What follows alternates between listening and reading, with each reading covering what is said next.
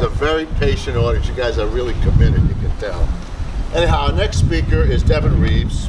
He is someone who has been living in recovery for 10 years now. He is the executive director for Life of Purpose, New Jersey, and he established and operates Brotherly Love House, a recovery residence in Philadelphia. Devin earned a master's in social work from the University of Pennsylvania and a BA in human services from Lynn University.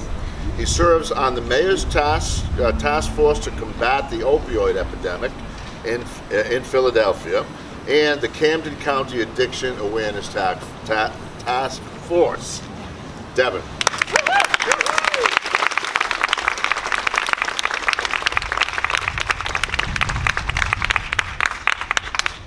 Good evening, everybody. My name is Devin Reeves, and I am a person in long-term recovery.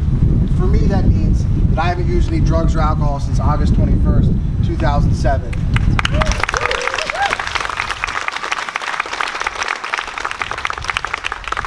On August 20th, 2007, I woke up at the hospital at the University of Pennsylvania from an overdose from using opioids. In 2007, not as many people as today carried Narcan. Luckily, I did survive that overdose. I was able to get to the hospital quick enough, and I did have access to health care. I was able to go to treatment for almost 90 days. The reason I was able to go to treatment for 90 days is because my mother is a doctor. After I went to treatment, I went to what's called a recovery residence or a halfway house. I lived there for 9 months. While I was there, I started working. I applied to go back to college. I was accepted to go back to college. And at 25 years old, I was a freshman in college again.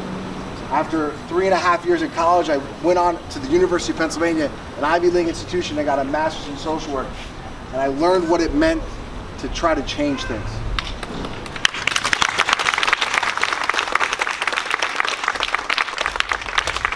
It was while at the University of Pennsylvania I learned how complicated substance use disorder is. It is not just about access to health care, it's also about criminal justice policy. It's all about parenting policy. It's about so many different things that it's just almost impossible to understand. But one thing that we're here to talk about today is access to health care. The system we have today is not perfect. Okay, we can all acknowledge that. If I have a heart attack and I don't have insurance, they take me to the hospital and they give me the care I need, and that's the way it should be. If I have a substance use disorder, an opioid use disorder, which means my body is physically dependent on opioids, and I show up at the hospital and I say, give me help, what they're gonna say is, how do we get this guy out of our hospital? If I go there after an overdose, they're gonna say, how do we get this guy out of the hospital? They're not trained to get people into treatment, and even if they were trained to get people to treatment, there's not enough treatment beds. How many people here know somebody who has type 2 diabetes? Okay, so fun fact, substance use disorder and type 2 diabetes exist in the exact equal amounts in the general public. So as many people that raise their hands for type 2 diabetes, the same amount of people in this group, on average, are also going to know somebody that has a substance use disorder. It is actually so bad now that some researchers are saying that 1 in every 3 families will be affected by substance use disorder. From 2012 to today, the number of overdose deaths in Pennsylvania have increased by over 50%. That means they've doubled. And we're expecting the number of overdoses to be even more in 2017. It doesn't take somebody that's got an Ivy League degree to understand that if we take away the amount of care accessible by people that have a substance use disorder, that more people are gonna die. And we really need to stop looking at the numbers and start looking at the people. We all know somebody in our community that struggle with drugs or alcohol. And we all know people that haven't made it. And what that is, and that's a story, right? Every number has a name, every name has a face, and every face matters. And what we're talking about is people like me. Devin, when I was 2 years old, my father had a substance use disorder, but it was the 1980s. And he was addicted to crack cocaine and heroin. And you know what they did? They threw him in a cage. They threw him in a box, and I never saw my father again. I'm a product of the crack epidemic of the 1980s, and I'm also a product of the beginning of the opioid epidemic. But I had the opportunity to find recovery, and recovery is a beautiful thing. Today my life looks like this. I run an independent treatment center that helps young people get sober and get back into college. I have a beautiful wife at home. I have a baby girl that's about this big that smiles really wide every time she sees me.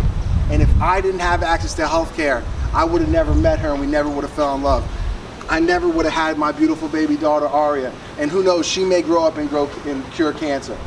And every day in this county, every day in our region, every day in this state, people die of overdose. 3 people today will die of overdose in the Philadelphia region. And that is a very scary thing, because every opioid overdose is preventable, but our healthcare system is just not reaching them. And what I can tell you as somebody that every day gets people into treatment, that it's going to be much harder for me to do my job, and it'll be harder for you as family members to get your loved ones into treatment. So please call your representatives, and let me tell you what, all advocacy is local advocacy. It starts here. It's about marches, it's about coalitions, it's about getting involved. We've made mistakes in the past. Even me, I can say I wasn't engaged in the election as much as I should have been, but now I regret that. If we're not engaged today on this issue and many other issues regarding the current administration, we're going to regret that. And I don't want to have to explain to my daughter that on my watch, I let healthcare rights get stripped away. Thank you very much.